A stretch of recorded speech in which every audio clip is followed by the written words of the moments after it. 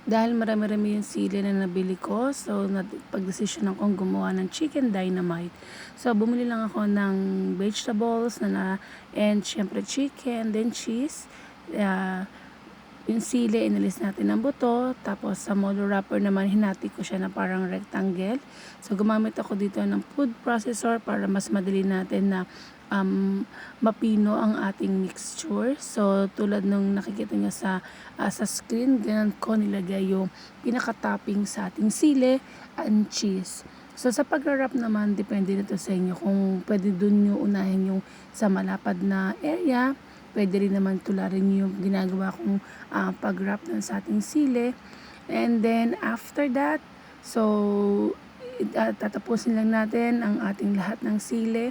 Then dito sa ginawa kong mixture, nakapagawa pa ako dyan ng mga chicken lumpia since marami yung mixture na nagawa ko at nailagay ko na naman or nagamit ko na naman lahat yung sili na para sa ating dynamite.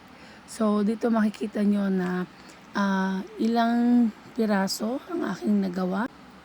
So yan, meron tayong chicken lumpia, then ayan yung mga chicken dynamites naman.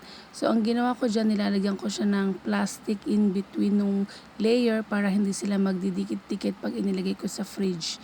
Nagprito tayo dyan para matikman natin kung masarap ang ating ginawa and pasok sa banga. So masarap na kakombination niya yung mayonnaise na may ketchup. Enjoy!